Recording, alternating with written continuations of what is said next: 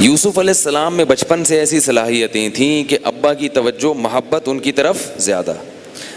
ویسے شریعت کا اصول ہے کہ اولاد میں برابری ضروری ہے.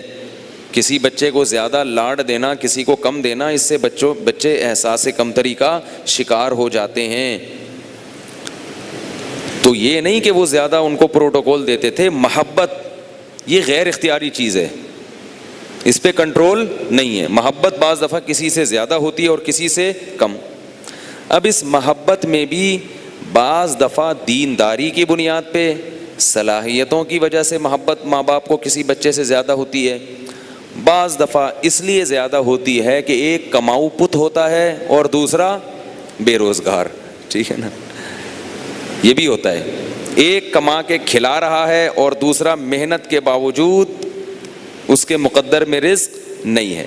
تو جو کماؤ پت ہے، پت یہ پتر کا مخفف ہے. پنجابی میں بیٹے کو پتر کہتے ہیں، تو پتر کی شارٹ فارم اس کا ساشا کیا ہے؟ پت.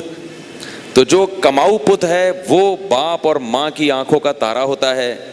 جو صحیح طرح سے کما کے نہیں کھلاتا، اسے گھر میں بھی گالیاں سننے کو ملتی ہیں، محلے میں بھی ہر جگہ سے دھکے پڑتے ہیں اس بیچارے، حالانکہ وہ کوشش کر رہا ہوتا ہے، مقدر میں روزی نہیں لکھی ہوتی. تو بعض دفعہ اس لیے محبت زیادہ ہوتی ہے کسی سے، لیکن یہ محبت کی بنیاد اچھی نہیں ہے. انبیاء کو اگر اس بیس پہ محبت ہوتی تو یعقوب علیہ السلام کو 9 بیٹوں سے زیادہ ہوتی. تبھی تو وہ کہہ رہے تھے وَنَحْنُ عُصْبَةٌ، ہم طاقتور جماعت ہیں، پھڈوں میں، جھگڑوں میں، لڑائیوں میں باپ کے کام آئیں گے. یہ کہاں سے کام آئے گا باپ کے؟ تو چھوٹا ہے. سمجھ رہے ہو؟ تو پتہ یہ چلا کہ انبیاء کی سیرت پہ اگر چلنا ہے تو صلاحیتوں کی بنیاد پہ محبت زیادہ کیا کرو، باقی چیزوں کو دوسرے درجے میں رکھا کرو. وہ بھی ہونی چاہیے لیکن دوسرے درجے میں. تو اب بھائیوں نے، اب یوسف علیہ السلام کو خواب آیا، انی رأیت 11 کوکبا. ابا کو بتایا کہ میں نے خواب دیکھا کہ 11 ستارے اور سورج اور چاند مجھے سجدہ کر رہے ہیں. ابا کو آ کے بتایا، باپ بھی پیغمبر تھے، انہوں نے کہا کہ یہ بہت پیارا خواب ہے اور مجھے اللہ سے امید ہے، یجتبی کا ربو کا، میری اولاد میں اللہ نے تجھے سلیکٹ کر لیا ہے. یار ایک بات بڑی دل چاہتا ہے آپ لوگوں کو بتانے کا. قرآن سے، احادیث سے یہ پتہ چلتا ہے کہ تقویٰ، للہیت، یہ بہت، ان میں وراثت کا بڑا دخل ہوتا ہے. وراثت کا، وراثت سمجھتے ہو؟ جیسے آپ کو باپ کی وراثت ملتی ہے نا، ایسے ہی اگر آپ تھوڑی محنت کرو گے، باپ میں تقویٰ ہوگا تو آپ کو تھوڑے پہ زیادہ مل جائے گا بنسبت اس کے کہ جس کے باپ میں پرہیزگاری نہیں ہے. یہ بس اللہ کی رحمت ہے. یعنی اگر کوئی شخص نیک ہے، اس کی اولاد کو نیک بننے کے لیے زیادہ پاپڑ بیلنے کی ضرورت نہیں ہے. وہ تھوڑا کرے گی، اللہ اسے وہاں تک لے جائے گا باپ کی وجہ سے. تو یہ والدین کا جو تقویٰ ہے نا، یہ ٹرانسفر ہوتا ہے کس میں؟ اولاد میں. سورہ کہف میں اللہ تعالیٰ نے، وہ واقعہ آئے گا انشاءاللہ بیان میں، کہ موسیٰ علیہ السلام کو حضرت خضر کے پاس بھیجا. ایک دیوار گرنے والی تھی، حضرت خضر نے سیدھی کر دی. انہوں نے بتایا کہ میں نے اس لیے سیدھی کی ہے کہ اس دیوار کے نیچے یتیم بچوں کا خزانہ ہے، اگر یہ دیوار گر جاتی تو لوگ اس خزانے پہ قبضہ کر لیتے. اللہ نے مجھے کہا کہ اس دیوار کو سیدھا کرو، کیونکہ کانا ابوہما صالحا، ان بچوں کا باپ نیک آدمی تھا. غیب سے اللہ نے اس دیوار کے سیدھا کرنے کا انتظام کیا کہ باپ نیک تھا تو بچوں کو ضائع ہونے سے بچاؤں گا میں. تو جب یہ جوان ہو جائیں گے نا، ان کو پتہ چلے گا، پھر خود خزانہ نکال لیں گے وہاں سے. تو جب اللہ کسی کی دنیا کی اتنی فکر کر رہے ہیں باپ کی وجہ سے، تو آخرت کی فکر نہیں کریں گے؟ اس پر کسی کو یہ اشکال نہ ہو کہ جس بیچارے کا باپ نیک نہیں ہے اس کو کیا قصور ہے. بھائی اللہ ظلم تھوڑی کر رہے ہیں، جو بھی آنا چاہے گا ہدایت کے دروازے کھلے ہوئے ہیں، لیکن جس کا باپ نیک ہے اس پر اللہ زیادہ انعام کر رہے ہیں. تو اللہ زیادہ تو دے سکتے ہیں نا کسی کو، کہ بھائی یہ تو تمہاری محنت کی وجہ سے اور یہ تمہارے ابا کی وجہ سے. تو اب آپ دیکھو نا، اسحاق علیہ السلام کو نبوت کیوں ملی؟ کیونکہ وہ ابراہیم علیہ السلام کے بیٹے تھے, اللہ کے خلیل کے بیٹے تھے. یعقوب علیہ السلام کو نبوت کیوں ملی؟ بولو نا.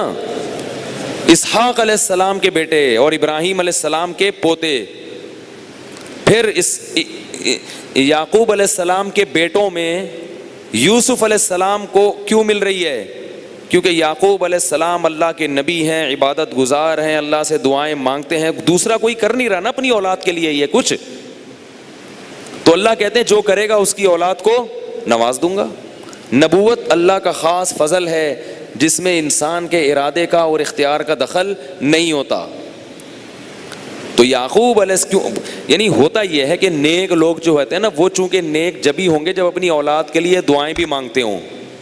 تو وہ اتنی دعائیں مانگ چکے ہوتے ہیں کہ اللہ ان کی اولاد کو غریبی میں بہت ساری چیزیں دے دیتے ہیں. اولاد اس قابل نہیں ہوتی, اللہ کہتے ہیں تیرے باپ کی دعاؤں کی وجہ سے تجھے غریبی میں مل گیا. اس لیے ابا کو تو نیک بنانا ممکن نہیں ہے. اب ایسا تو نہیں ہو سکتا نا کہ ابا چینج کر لیں آپ. ابا تو جو ہیں وہ ہیں, خود نیک بن جاؤ تاکہ آپ کی اولاد اس میں یہ برکتیں منتقل ہو جائیں. یہ تو ہو سکتا ہے نا. اور پھر قیامت کے دن وہ اولاد آپ کے لیے باعث فخر بنے. اور ابا کو بھی کوشش کرو دعائیں کروانے کی, ابا سے اپنے لیے خدمت کر کے دعائیں نکلوا لو ان سے.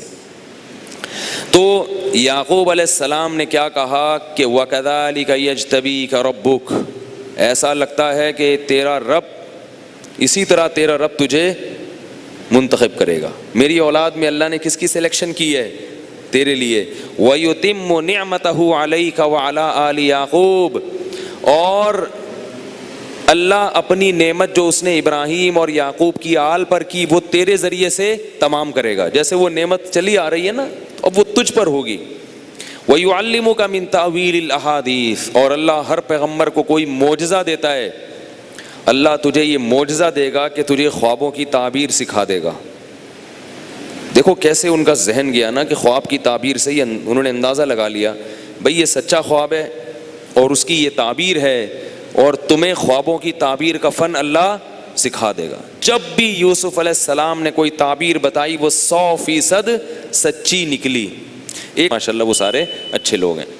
تو انہوں نے کہا اپنے بھائیوں کو مت سنانا. ادھر بھائی ویسے ہی پلان کر رہے تھے کہ یار ابا کا لاڈلا زیادہ ہے یہ. دیکھو پہلے زمانے میں باپ کی کتنی عظمت تھی لوگوں کے دلوں میں کہ اولاد باپ کا نور نظر بننا چاہتی تھی.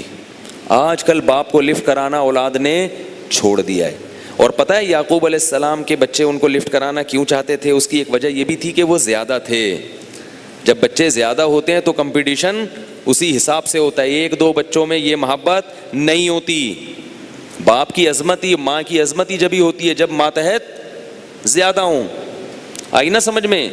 نہیں آئی تو رہنے دیں, جیسے چل رہے ہیں نا وہی ٹھیک ہے.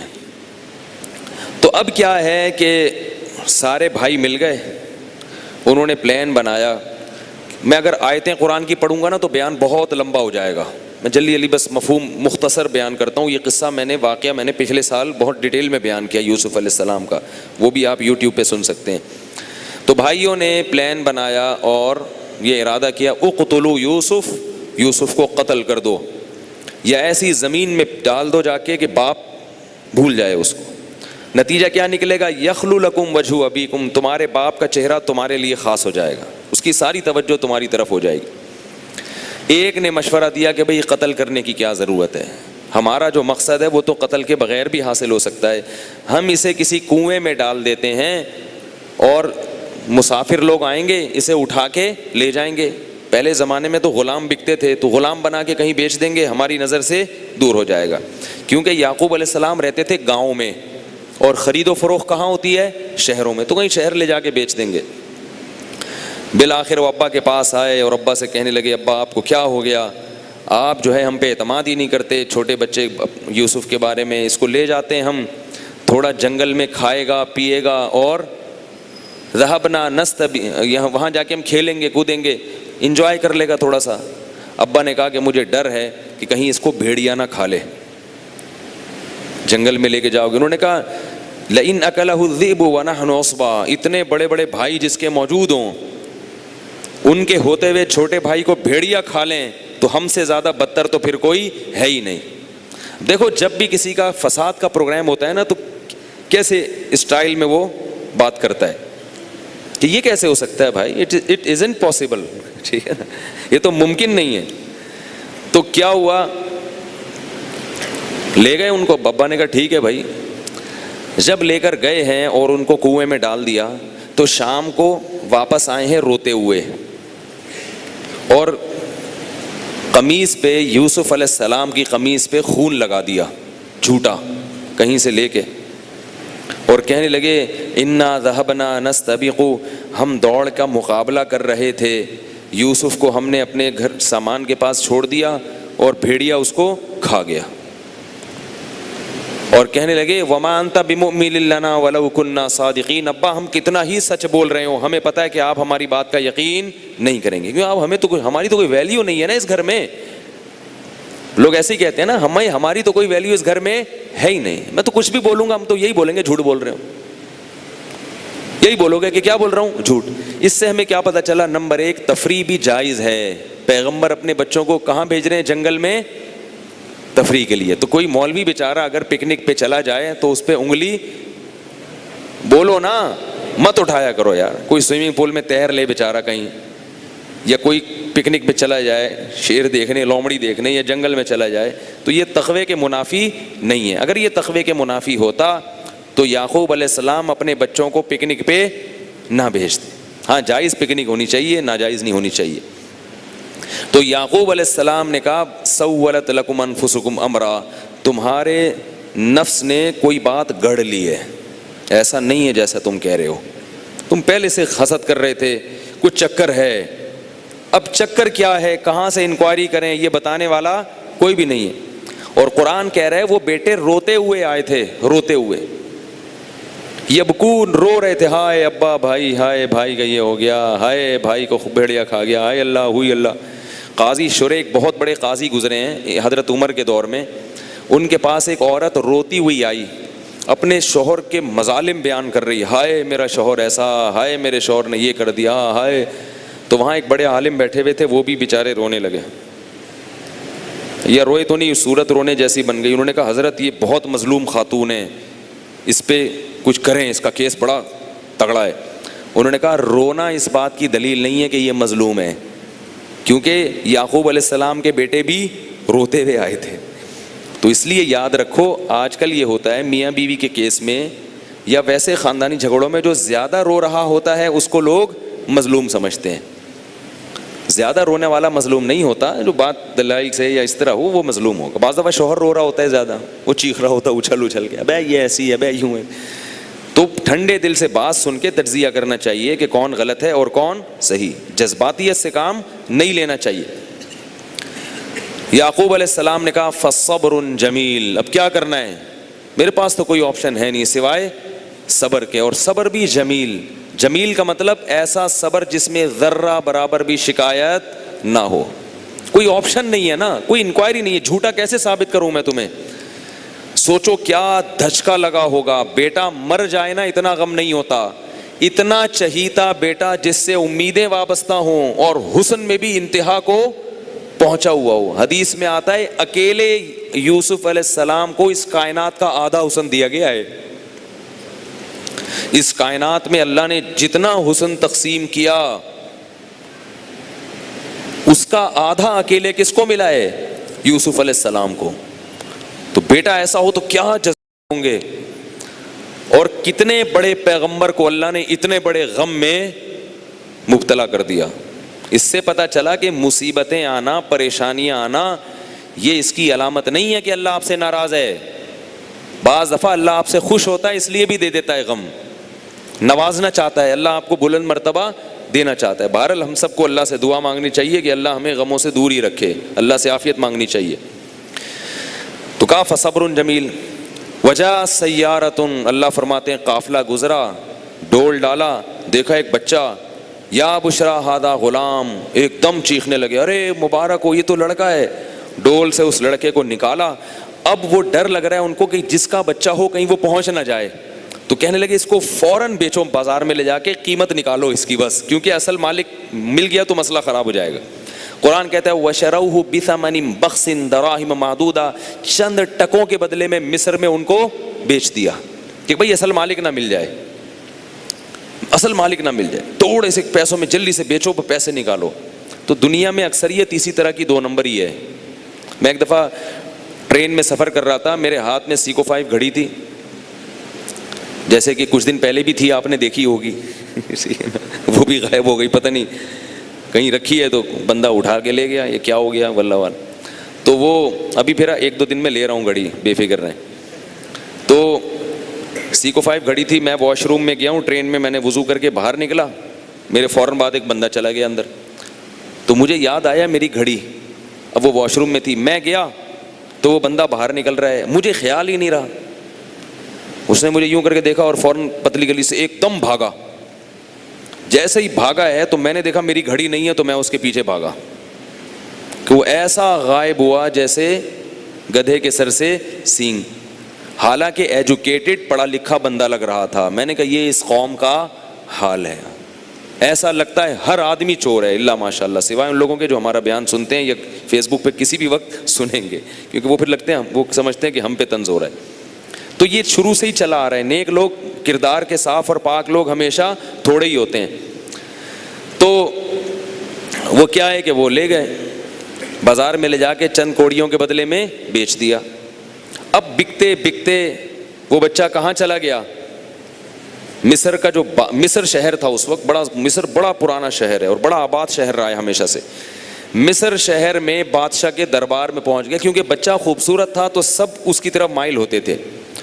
تو بادشاہ نے وہ بچہ لے لیا اس امید پر کہ اس کو ہم اپنا بیٹا بنا لیں گے. یہ اتنا خوبصورت بچہ ہے کہ اس کے اولاد نہیں تھی بادشاہ کے، کہ ہمیں اگر غلام نہیں بھی بنایا تو یہ تو بیٹا بنانے کے بھی کام آئے گا. تو اب انہوں نے اس کو بنا لیا اپنا بیٹا. اللہ فرماتے ہیں ہم نے اس طرح سے یوسف علیہ السلام کو بادشاہ کے محل میں پہنچا دیا اور اچھا ٹھکانہ عطا کر دیا. حتیٰ اذا بلغ اشدہ، جب جوانی کی دہلیز پہ پہنچے ہیں. ظاہر ہے پھر تو یوسف علیہ السلام کا جو جمال تھا اور ان کا جو حسن تھا وہ بہت زیادہ، وہ ان کا معجزہ تھا. یوسف علیہ السلام کا جو حسن تھا نا، وہ اللہ کی طرف سے ایک معجزہ تھا. بلغ اشدہ آتیناہ حکما وعلما، اللہ فرماتے ہم نے ان کو حکمت بھی دی اور علم بھی دیا. وکذالک نجزی المحسنین، نیک لوگوں کو ہم اسی طرح بدلہ دیا کرتے ہیں. پتہ یہ چلا کہ بچپن سے ہی نیک تھے وہ. پھر کیا ہوا ہے کہ وہ بادشاہ کی جو بیوی تھی وہ ان پہ عاشق ہو گئی. وہ خوبصورت اتنے تھے. تو بادشاہ کی بیوی نے دروازے بند کر کے یوسف علیہ السلام کو اپنی طرف گناہ کی دعوت دی. اب آپ ایک بات دیکھو کہ بادشاہ کی بیویاں بدصورت نہیں ہوا کرتی. بادشاہ لوگ کبھی بدصورت عورت سے نکاح نہیں کرتے. کس قدر خوبصورت عورت ہوگی جو بادشاہ کی بیوی ہے، اور چاروں طرف سے دروازے بند کر دیے. اب گناہ کا سے بھاگنے کا یوسف علیہ السلام کے پاس کوئی راستہ نہیں ہے، اور اس نے خود اپنی طرف بلایا ان کو. قرآن کہتا ہے وَلَقَدْ هَمَّتْ بِهِ وَهَمَّ بِهَا، جیسے جس کو زلیخا کہا جاتا ہے، واللہ عالم یہ نام کسی صحیح حدیث میں نہیں ہے لیکن اسرائیلی روایات میں ہے کہ وہ جو زلیخا تھی نا، اس کے دل میں تو رغبت تھی. اللہ فرماتے ہیں کہ یوسف کے دل میں بھی خواہش پیدا ہوئی، کیونکہ یہ تو ایک نیچرل ہے نا. انبیاء میں 40 مردوں کے برابر قوت ہوتی ہے. اور پھر ابتدائے جوانی ہے. ابتدائے جوانی میں انسان میں جتنی شہوت ہوتی ہے اتنی پوری زندگی میں کبھی بھی نہیں ہوتی. ابتدائے جوانی ہے، اور دعوت کون دے رہی ہے؟ انتہائی خوبصورت جوان عورت. اور گناہ کرنے میں کوئی رکاوٹ نہیں ہے، بدنامی کا کوئی خوف نہیں ہے، کیونکہ بدنام کرنے والی تو عورت ہوتی ہے نا. بدنامی کا کوئی خوف نہیں ہے، بھاگنے کا کوئی راستہ نہیں ہے. کوئی اور ہوتا بولتا بھائی میرے بس میں تو اب کچھ بھی نہیں ہے، اب تو دروازے بند ہیں، تالے لگ گئے دروازوں پہ، میں کہاں سے بھاگوں گا. ایسے موقع پر، اور دل بھی چاہ رہا ہے یوسف علیہ السلام کا، رغبت بھی ہو رہی ہے کیونکہ جوان ہے، مرد ہے، جوان ہے. لیکن قرآن کیا کہتا ہے کہ یوسف علیہ السلام نے اس موقع پر کہا معاذ اللہ، اللہ کی پناہ، انہ ربی احسن مثوایا، وہ میرا رب ہے، اس نے کنویں سے نکال کے مجھے ایسا محل دے دیا، ٹھکانہ دے دیا، اب میں اس کی کیسے نافرمانی کروں گا. کوئی اور ہوتا تو یہ بھی کہہ سکتا کہ میں تو ملک سے دور ہوں, میرے اوپر تو یہ قدرت, میرے ساتھ تو اللہ نے انصاف نہیں کیا, مجھے تو کنویں میں پھینکوا دیا, اب میرا تو رائٹ ہے, میرا تو حق ہے, یہاں تو مجھے کوئی رشتہ بھی نہیں دے گا, میری شادی مسافروں کو کون رشتہ دیتا ہے. لیکن وہ کیا کہہ رہے ہیں, میرے رب کا احسان کیا ہے, کنویں سے اس نے مجھے نکالا اور مجھے محل میں ٹھکانہ دے دیا. بعض مفسرین نے لکھا ہے یہاں رب سے مراد ہے بادشاہ, رب پالنے والے کو بھی کہتے ہیں, کہ اس بادشاہ نے مجھے اس محل میں غلاموں کی طرح نہیں رکھا, اس بادشاہ نے مجھے اس محل میں عزت دے کے رکھا ہے, مجھے اچھا ٹھکانہ دیا ہے, تو میں اس بادشاہ کے ساتھ خیانت نہیں کر سکتا. جس کے گھر میں رہتا ہوں اسی کے ساتھ خیانت کروں, یہ مجھ سے نہیں ہو سکتا, اس نے مجھے اس لیے تھوڑی رکھا ہے. نہیں. اور بعض عورتیں ایسا بھی کرتی ہیں, میرے سامنے کیس آیا 10 سال پہلے, میاں بیوی کا جھگڑا تھا, بیوی نے پتہ کیا کیا, ایک فتویٰ لیا ایک بڑے مدرسے سے, 10 سال پرانی بات بتا رہا ہوں, 10 یا 12 سال ہو گئے ہوں گے. عورت نے اب دیکھو بالکل وہی زلیخا والی کہانی, فتویٰ یہ لیا عورت نے کہ میرے شوہر نے میری بیٹی کے ساتھ معاذ اللہ برائی کی ہے. اب دیکھو ہوشیار کتنی تھی, اگر یوں تہمت لگاتی نا کہ لوگوں کو میرے شوہر نے اپنی سوتیلی بیٹی کے ساتھ برائی کی ہے, تو لوگ مانتے نہیں مانتے. بہت سے کہتے غلط کہہ رہی ہے, بہت سے کہتے صحیح کہہ رہی. وہ اتنی ہوشیار تھی, اس نے استفتاء یہ لیا مدرسے سے کہ میرے شوہر نے میری بیٹی کے ساتھ اس طرح حرکت کی ہے, تو کیا میرا نکاح اپنے شوہر کے ساتھ باقی ہے یا نہیں. علماء کرام سے درخواست ہے کہ اس مسئلے کا کیا لکھیں جواب, اور اپنے شوہر کا نام بھی ڈال دیا اس میں. بالکل زلیخا والا کیس ہے یا نہیں ہے. زلیخا یہ نہیں کہہ رہی کہ اس نے کیا ہے کہ نہیں کیا, کہہ رہی بھائی یہ ہو گیا, یہ ہو رہا ہے, یعنی اس نے یہ کیا ہے, اب اس کے ساتھ سلوک کیا ہونا چاہیے. اصل جو ہے نا کہ یہ اس پر تو کوئی ثبوت نہیں ہے. کہہ رہی بھائی میں تو اپنے لیے پوچھ رہی ہوں کہ بھائی میرے میاں نے میری بیٹی کے ساتھ ایسی حرکت کی ہے. میں نے پرسوں مسئلہ بتایا تھا نا حرمت مصاہرہ کا, کہ سوتیلی بیٹی کے ساتھ اگر ناجائز تعلق ہو گیا تو بیٹی تو حرام تھی ہی, بیٹی کی ماں بھی ہمیشہ کے لیے حرام ہو جاتی. تو یہ استفتاء بنا کے پوچھا. اب جس مدرسے میں وہ استفتاء گیا, انہوں نے جواب لکھا کہ بھئی اگر واقعتاً ایسی کہانی ہے تو یہ کیا ہو گئی, آپ اس پہ ہمیشہ کے لیے حرام ہو گئی. تھوڑے دنوں میں کیا ہوا ہے کہ میاں بیوی میں طلاق بھی ہو گئی. اب اس سے کیا ہوا کہ یہ 12 سال پرانا واقعہ بتا رہا ہوں میں, 12-13 سال ہو گئے اس واقعے کو. اب اس واقعے کے بعد کیا ہوا کہ اس مدرسے میں چرچا ہونا شروع ہو گیا کہ یار وہ بندہ بنا پھرتا ہے اتنا بڑا فنٹر, اور گھر میں کیا ہو رہا ہے, کیونکہ اس آدمی کی اتنی بڑی داڑھی تھی, عام لوگوں کی جتنی داڑھی ہوتی ہے نا اس سے زیادہ, ناف کے قریب قریب داڑھی پہنچ رہی تھی اس کی. اب یہ مسئلہ ہو گیا اس کا مشہور, آہستہ آہستہ مدرسے سے بات نکلی اور بندہ کیا ہو گیا, بدنام. کیا بھائی یہ ہے, اس کی بیوی تو یہ پوچھ رہی ہے ہم سے. میں چونکہ اس کو ذاتی طور پہ جانتا تھا اس بندے کو, اور میں ان کے فیملی میٹر میں پڑا ہوا تھا, یعنی ان کے خاندانی معاملات جو جھگڑے ہو رہے تھے نا میرے سامنے آ رہے تھے. تو 6-7 مہینے اس واقعے کو گزر گئے. کسی نے مجھ سے بتایا کہ ابے یار یہ جو لوگوں کے پیٹ تو آج کل ہلکے ہیں نا بھائی, اگر ہوا بھی ہے تو بتانے کی کیا ضرورت ہے, بس ختم ہو گئی, وہ میاں بیوی الگ ہو گئے, دنیا میں کیوں اچھال رہے اس کو. جیسے گناہ کرنا گناہ ہے, گناہ کی خبروں کو اچھالنا بھی اس سے بڑا گناہ ہے. ہمارے علماء کہتے ہیں کہ ایک آدمی وہ ہے جس نے سڑک کے بیچ میں گندگی پھینک دی, وہ بھی گناہ ہے, اور ایک وہ جو اسے ڈنڈی سے پوری سڑک پہ گھما رہا ہے, وہ اس سے زیادہ برا ہے. ایک آدمی نے گناہ کر لیا وہ بھی برا, اور اس گناہ کو آپ فیس بک پہ یوٹیوب کی زینت بنا رہے ہو تو یہ اس سے بڑا گناہ ہے. تو 6-7 مہینے بعد مجھے کسی نے بولا یار یہ تم بندہ جو ہے نا, یہ تم جس کے تم ایسے تعریفیں کرتے ہو تو یہ ہے. میں نے کہا آپ کو کیسے پتا؟ پھر اس نے پوری کہانی. پھر میں نے کہا اللہ کے بندے اچھا ہوا آپ نے مجھ سے پوچھ لیا. میں چونکہ ان کے پورے خاندانی معاملات کو پہلے سے جانتا تھا. وہ اس کی بیوی بڑی شرارتی تھی, اور وہ اپنے شوہر سے, اس کو پتا تھا میرا میاں مجھے طلاق دینے والا ہے. اس خاتون کو پہلے ہی 2-3 شوہروں سے طلاقیں ہو چکی تھیں. 3 شوہر تھے وہ, میرا خیال ہے بدل چکی تھی. وہ 3-4 شوہروں کو بدل کے آئی تھی وہ. تو اب کیا تھا کہ وہ اب اس سے بھی ہونے والی تھی طلاق. یہ میرے پاس آتے تھے.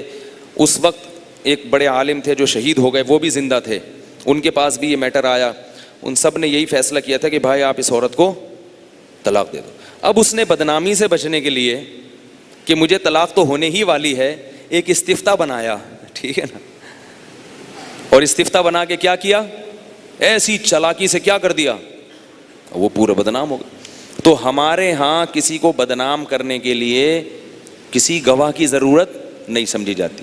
میں یہ نہیں کہہ رہا کہ جتنی عورتیں اس طرح الزام لگاتی ہیں غلط ہوتا، بعض دفعہ صحیح بھی ہوتا ہے، لیکن ہمیں اس بحث میں پڑھنے کی ضرورت نہیں ہے کہ یہ صحیح ہے یا غلط ہے. ہمیں کیا ہے بھائی، فتویٰ لے لیا، اگر آپ کو اطمینان ہے کہ ایسا ہوا ہے، علیحدگی ختم. اب اس پہ مزید تبصرے کرنا اور یہ کرنا، یہ گناہ کو گناہ کرنا ایک الگ چیز ہے، اس کو پھیلانا اس سے زیادہ برا ہے. اور اتنی جلدی کسی پر یقین نہ کر لیا کریں. تو زلیخا نے کیا کہا کہ بھائی جس ما جزاء من اراد باہلک سوءا، کہ تمہارے بیوی کے سے، تمہاری بیوی سے کوئی غلط ارادہ کرے تو اس کی سزا کیا ہونی چاہیے سوائے جیل یا دردناک عذاب کے. اب بیچارے یوسف علیہ السلام بولے ہی راودتنی عن نفسی، نا نا نا نا، اس نے پہل کی ہے، اس نے مجھے گناہ پہ ورغلایا ہے. تو ظاہر ہے لوگ یقین کریں گے ان کی بات پر، کہیں گے ہاں یہ تو مرد تو پھر ایسا ہی بولے گا.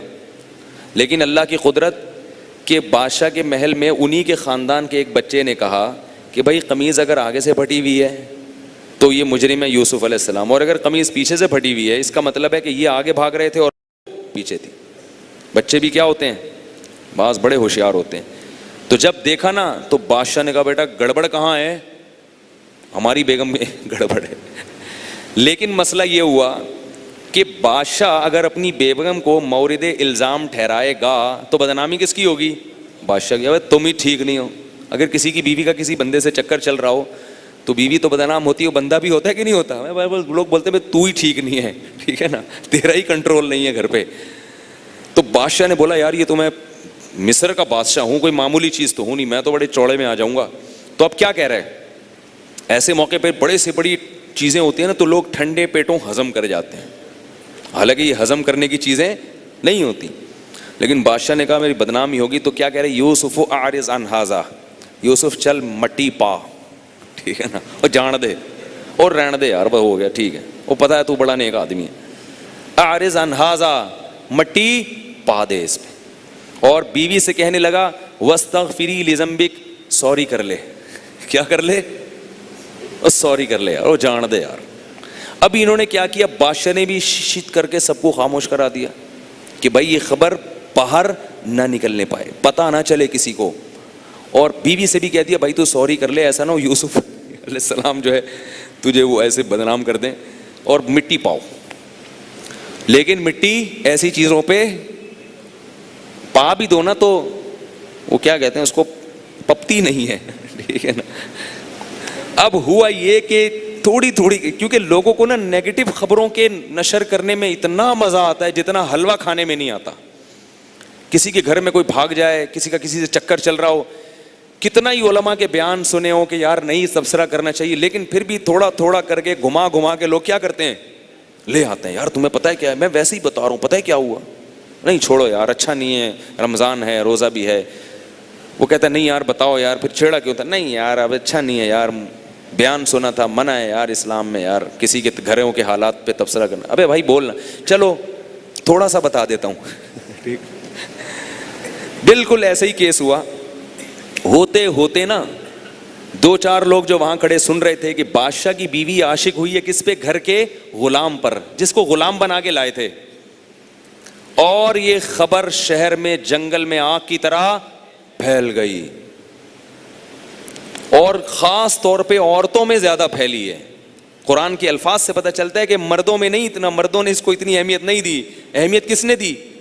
خواتین نے کیا تبصرے کیے، وقال نسوة في المدينة امرأة العزيز تراود فتاها عن نفسه قد شغفها حبا انا لنراها في ضلال مبين. شہر کی عورتیں کہہ رہی ہیں کہ پتہ ہے کیا ہوا بہن، بہن پتہ ہے کیا ہوا، امرأۃ العزیز، عزیز مصر بادشاہ ہے، اس کی بیوی ملکہ ہو کے عاشق کس پہ ہو رہی ہے، گھر کے غلام پر جس کو کنویں سے خریدا تھا. یہ اس کا معیار ہے کسی پہ عاشق ہونے کا. یعنی اس کی برائی میں کہنا شروع کر دیا. ارے بھائی عاشق ہوتی کسی رائل فیملی کے کسی دوسرے شہزادے پہ عاشق ہو جاتی، ہم کہتے ہیں یار چلو کوئی جوڑ کی بات. عاشق ہوتی کوئی اور دولت مند پہ، بزنس مین پہ عاشق ہو جاتی. وہ جو خریدا تھا بازار سے، بچہ خرید کے لائے تھے گھر میں کام کاج کے لیے، نوکر بنا کے، اس پہ لٹو ہو رہی ہے، اس پہ عاشق ہو رہی ہے. اور تھوڑی بہت نہیں ہو رہی، قد شغفہا حبا، اس کے دل کے پردے کو پھاڑ کر یہ بچے، اس نوجوان کی محبت اس کے دل میں گھس گئی ہے. انا لنراہا فی ضلال مبین، ہم دیکھ رہے ہیں کہ یہ بڑی کھلی گمراہی میں پڑی ہوئی ہے. چی چی چی، تھو تھو تھو، ہو ایسے جو ہے نا اس پہ لعنتیں بھیجنا شروع کر دی. یہ اس کا معیار ہے. جیسے بعض دفعہ بیٹی باپ سے کہتی ہے نا کہ ابو میں نے وہاں شادی کرنی ہے، ابا کہتا ہے میں نے نہیں کرنی. بیٹی کہتی ہے آپ کو میری پسند کا خیال نہیں ہے، ابا کہتا ہے پسند تو کسی ڈھنگ کے آدمی کو کرو نا. بیٹا ہمیں آپ کی پسند کا خیال ہے، مگر کوئی یہ تھوڑی کہ کوئی بھی بھنگی چمار پہ دل آ جائے تمہارا، کسی بھی چپڑاسی پہ دل آ جائے، کسی بھی نوکر پہ دل آ جائے. کوئی اسٹیٹس تو ہونا چاہیے بیٹا. تو اب وہ جواب میں کیا کہہ رہی ہیں شہر کی عورتیں؟ گھر کے کس پر عاشق ہو رہی ہے؟ نوکر. ٹھیک ہے بیٹا بنا لیا، اس کو منہ بولا یا کچھ بھی بنا لیا، پتہ نہیں بنایا نہیں بنایا، قرآن نے اس کا تذکرہ نہیں کیا، لیکن لائے تو کیا تھے؟ غلام کے طور پہ خرید کے لائے تھے نا. اب جو ہے نا بادشاہ کی بیوی کو پتا چلا بھائی یہ تو چرچے مارکیٹ میں پھیل گئے ہیں، یہ خبریں تو فیس بک پہ یوٹیوب پہ آ گئی ہیں. اب کیا ہوا ہے کہ اس نے کہا کہ بھائی یہ الزام میں نے اپنے آپ سے دور کرنا ہے، میں نے ان کو یوسف دکھانا ہے تاکہ پتا چلے کہ یہ غلام ہو کے بھی اس قابل ہے کہ اس سے عشق ہو جائے. تو اب کیا ہوا ہے کہ فلما سمعت بمکرہن، جب اس نے سنا کہ میرے خلاف ایسا مکر ہو رہا ہے شہر میں، ارسلت الیہن، سب کو بلایا، دعوت پہ انوائٹ کیا. پہلے بتایا نہیں کہ کیوں انوائٹ کر رہی ہوں، ہوشیار تو تھی وہ، تو آپ نے اس کی باتوں سے آپ کو اندازہ ہو گیا. اس نے کہا ویسے ہی ایکچولی تھوڑے سے کچھ ہو جائے. تو جتنی شہر میں بڑی بڑی خاندانی قسم کی اونچی لیول کی عورتیں تھیں ان سب کو کیا کر لیا؟ بلا لیا. اور کیا کیا؟ دعوت لگائی ہے وہاں پہ، پھل فروٹ رکھے اور ان کے ہاتھ میں چھری پکڑا دی. اور دیکھو کیسی ہوشیار تھی کہ جیسے ہی یہ چھری سے سیب یا پھل کاٹنے لگے اس وقت یوسف سے کہا، اپنے نوکر کو کہا کہ یوسف کو یہاں سے گزار دینا. قرآن کے الفاظ ہیں. میں کہتا ہوں اللہ کی کیسی قدرت ہے بھائی، کیسی قدرت ہے. اللہ جو چاہے کر لیتا ہے، جو چاہے کر لیتا ہے. وقالت اخرج علیہن، جب وہ چھری سے پھل کاٹنے لگی ہیں تو یوسف کو کہا کہ یہاں سے گزر کے جاؤ. ان کو نہیں پتا تھا کہ یہ کون ہے یوسف، عورتوں کو. جب وہ گزر کے گئے ہیں، ان عورتوں کی جب پہلی بار یوسف علیہ السلام پہ نظر پڑی تو قطعنا ایدیہن، اللہ فرماتے ہیں بے ہوشی میں اپنے ہاتھ زخمی کر دیے، انہوں نے کاٹ ڈالے ہاتھ. وقلنا حاشا للہ ما ھذا بشرا، کہنے لگی اللہ کی قسم یہ انسان نہیں ہے، ان ھذا الا ملک کریم، بہت خوبصورت معزز فرشتہ ہے جو آسمان سے زمین پہ اتر کے آ گیا ہے، انسان نہیں ہے یہ. اور زخمی کر دیے، بے ہوش ہو گئے نا، اپنے ہاتھوں کو کاٹ ڈالا. ابھی تک زلیخا ہوشیار نے بتایا نہیں تھا کہ یہ کون ہے. اب وہ گزر گئے نا، وہ زخمی کر دیا اپنے ہاتھ کو اور چیخ رہی ہیں کہ یہ فرشتہ ہے جو آسمان سے اتر کے آیا ہے. کہنے لگی فذلک الذی لمتننی فی، یہ ہے وہ جس کے بارے میں تم میرے خلاف تبصرے کر رہی تھی کہ غلام پہ عاشق ہو گیا. بادشاہ کی بیوی ہو کے کیا ہو گئی؟ غلام پہ عاشق ہو گئی. اور اب اپنے گناہ پہ ڈٹ گئی. پہلے تو شرمندگی تھی نا، چھپا رہی تھی لوگوں کو اپنے عشق،